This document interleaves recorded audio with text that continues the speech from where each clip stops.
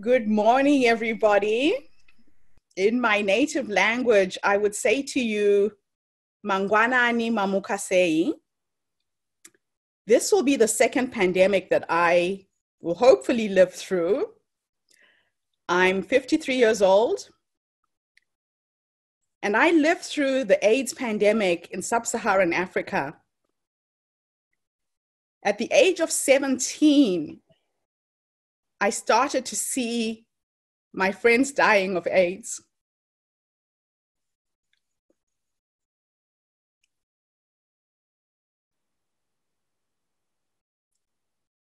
There was no medication. It was called the slow puncture. You could see the face of AIDS. You could see people losing weight. You could see the lesions on their faces, losing their hair. And I remember going to a funeral in 2001, 2 weeks before I came to New Zealand. I was now 32. And I remember going back to the same graveyard 2 weeks later with 2 bunches of flowers. Another cousin of mine had died. And I had to walk 2 kilometers to find the previous grave 2 weeks before. It felt like we were in the middle of a war, but there was no war. I lost my youngest brother to the AIDS pandemic. He died 9 days after his 30th birthday. We were a family that had means. We had the money to pay for his medication. We had the money for him to have a good diet and nutrition. But what I learned from my brother's passing is that AIDS is a psychological disease. It was more psychological than physical. And the people who survived the pandemic had a different mindset. Why did I call this Ubuntu 4.0? Ubuntu ngamuntu ngabantu is an African philosophy, which literally translated means a person is a person through other people. It's the condition of being human. It is our way of explaining humanity. So why is the coronavirus the gift that unites us? Ubuntu is the spiritual foundation of most African societies. It articulates the condition of being human, and it emphasizes a radical connection to others as a way to solve the world's problems. The gift that this is giving us is the gift of empathy. Empathy is that ability to put yourself in somebody else's shoes and experience what they're going through. When the AIDS pandemic hit Africa, it was a condition, a pandemic that was happening so far away from the rest of the world. I don't think people quite understood what we have lived through as a nation, as an African nation. When the Ebola virus hit Africa the first time, the reaction around the world was that it was happening over there. It was so far removed from everyone. It was fascinating for me to watch that after years of us struggling with the Ebola virus, the minute it hit the US shores, a cure was found. It was found very, very fast, but we've been dying from Ebola for years. Same thing with the AIDS pandemic. But what's happening with this pandemic is we have social media. We have access to news from every single corner of the planet.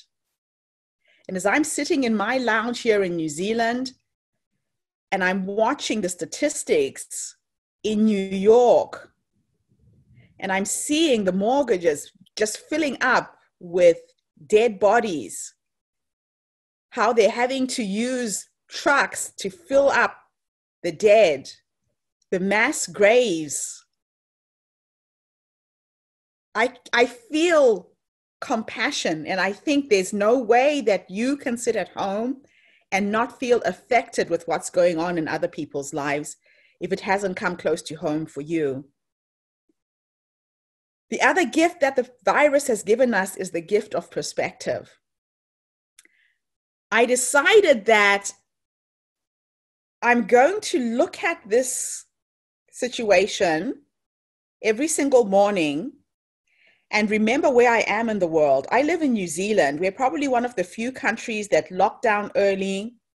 We've had 14 deaths. There's 1,400 infected, and just a handful of people in ICU needing ventilation at the moment. So the perspective that this has given me is my physical location and feeling so blessed that I am in a country that has a healthcare system. I can wake up every morning and switch on the lights, turn a tap and have clean drinking water. I have access to the internet. I can still stay connected to everyone. What happened for me 3 weeks ago, just before the lockdown, is that my mother got ill. My father died of a sudden heart attack in 2018. I was in Africa at the time. My mother was very ill. And my mother has been sick ever since. She had pneumonia, and I have a sister who lives in Australia, a brother in Canada. I'm here in New Zealand. I have one brother in Zimbabwe. And we had to get online and make a decision whether they resuscitate her if she goes into cardiac arrest. It was the hardest decision I've ever had to make. Fortunately, she kicked back by some miracle. It's helped me prioritize how to use my emotional and mental energy. I've been looking at the environmental impact of this virus. The environment is badly affected right across the globe, but pollution in countries like China, India has been reduced. The impact on climate change, the economic impact, we're now all going into a recession globally, and the virus has truly managed to unite us as a race. There's a massive emotional impact. You can see how this has affected me personally. And for the first time in history, humanity is simultaneously going through a grief process. And we are all grieving for a loss of life the way we knew it. We can never go back to 3 weeks ago. Gathering, I was supposed to come and give this lecture in person. That didn't happen. Going out to restaurants, going to watch a movie, sporting events, schools, you guys are having to study online. It's going to affect education going forwards. So the 5 stages of grief is that we are in shock right now. People are feeling fearful. There's confusion, anxiety, depression, a feeling of helplessness and overwhelm. We are bargaining and trying to find meaning about this virus and what it means going forwards. And we're reaching out to each other in any way we can. And hopefully we'll all come to a point where we can accept what has happened. So in Ubuntu, we believe that we are one. There is no you, there is no me, there is only we. And humanity is like the human body. So imagine for a moment if we could solve the world's problems like our blood heals wounds. If we are one, if you cut your finger and you start to bleed, your white blood cells will rush to that point to heal it. In a week's time, you can't even see the scars. Why is it that we have countries where people are dying of obesity, Yet in other countries, like in Africa, we're dying of starvation. We're the cells of the same body. And now one part of our body is infected. It's affected the whole world. The things that are going to stop because of this pandemic is mass production. And with mass production, there is a lot of greed. There's human trafficking, the use of cheap labor where people are being paid pittance for their efforts, child labor, modern day slavery. All of these things are going to stop. So we can respond to the world's problems in the same way that white blood cells respond to the human body. We can respond swiftly, selflessly. I said mangwanani, mamukasei. Ubuntu is woven into the African language. What I was actually saying is, good morning, how did you rise? If you knew my language, your answer would have been tamuka kana mamukawo, which means I woke up okay if you woke up okay. So we believe that unless you are fine, I'm not fine. And to install this Ubuntu philosophy, you put your family first, your community next. Then if you have anything to spare, do something else around the world. There is a question. What do you think is going to happen in terms of ecology when the crisis is over? The carbon footprint is number one. The number of flights are going to be reduced. Have you seen how many airlines have had to close business? We're not going to be able to travel as frequently and as easily as we used to. I think when everything opens up, global flights are going to be very expensive. So that's forcing to reduce carbon emission. The way we produce food, I go around the world trying to empower women in very impoverished communities. I was invited to speak for International Women's Day a few years ago to Kenya. And I went to Kenya to run a business workshop. I raised money to pay for 100 women to come to a conference I wanted to hold. Just a one-day conference. We paid for food, accommodation, transport to get the women there. Out of the 100 women we invited from the rural communities who were very, very poor, guess how many people showed up? Any of you, just take a wild guess who came to that free conference. Anyone?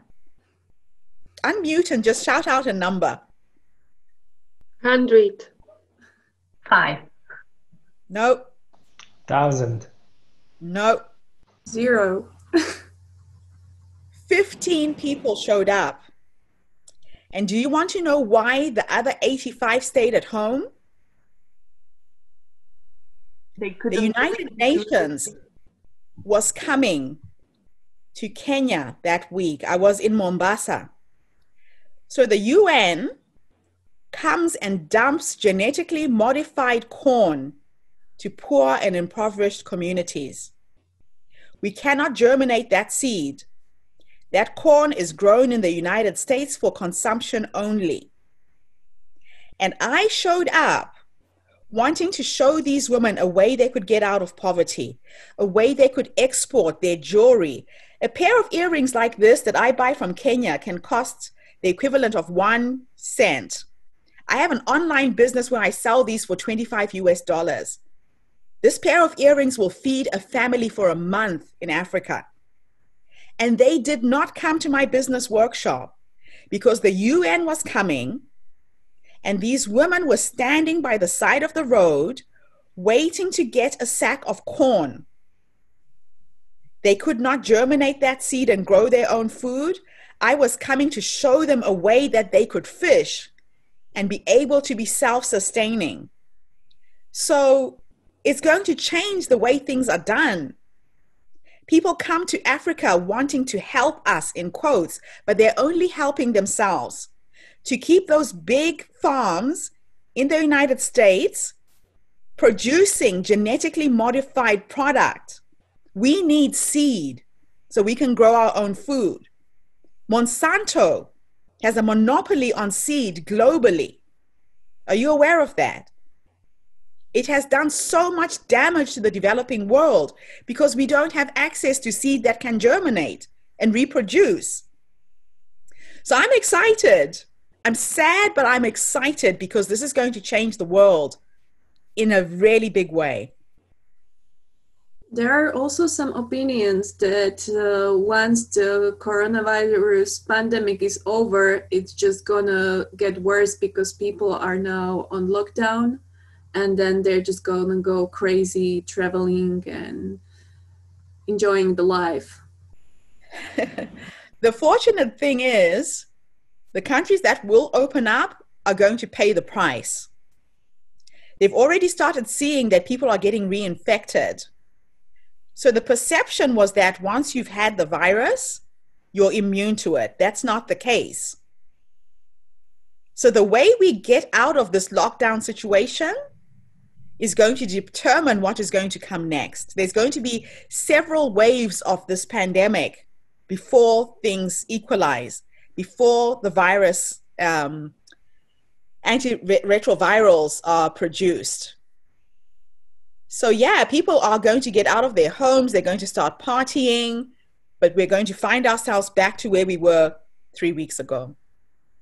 And I'm hoping that a lot of countries will get this. I've been watching how the president of the United States has been talking about opening up the United States and going back to work. And it's all about money and greed. It's all about the corporations that have lost their value on the stock market. And what they're forgetting is that the people who get out of their homes to go back to work are human beings who will be risking their lives to keep those businesses going. And they will have no way to sell any of this product anyway. Yeah. What do you think, what effect will the pandemic have on the poorer countries or the poorer people in the society, because it's affecting them the most as the first ones? I feel it in the bottom of my stomach because I've seen what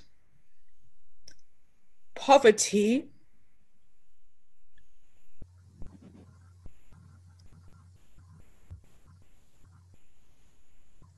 the impact of poverty. I've been looking at the stats. In Zimbabwe, they're saying that there are 3 deaths and 14 infected. It's not true. There are people dying in villages. There are people dying where there are no healthcare services. It's going to be catastrophic.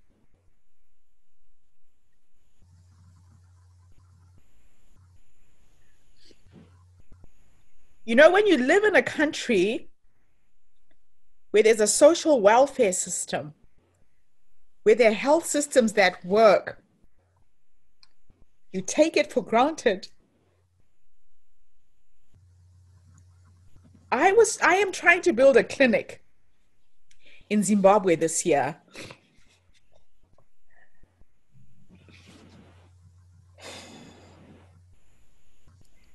My whole project is centered around AIDS orphans. People are still getting infected with AIDS for a number of reasons. People can't afford condoms. People can't afford the antiretroviral drugs that are there. In Zimbabwe, they're distributed for free by World Health. But we are a country without a currency. We have no physical cash in Zimbabwe. We had the highest inflation in the world. So the AIDS drugs are available for free in my village, but 40 kilometers away. It costs $2 to get on the bus at the end of each month to go and get the free medication. People do not have $2. The average person in my community lives on 30 US cents a month. People are dying of AIDS in 2020 because of poverty and politics. So we've lived under a dictatorship for 35 years. The dictatorship stopped last year.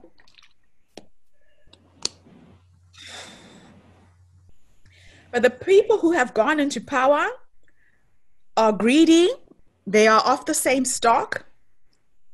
Zimbabwe is a very rich country in terms of minerals.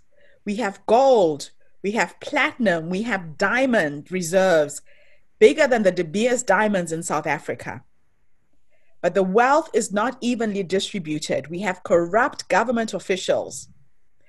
So when we had elections in 2018 to change over the government after the dictatorship was toppled, the new regime lost in our village, in our district. And to punish this community, they have cut off people from receiving free medication from World Health.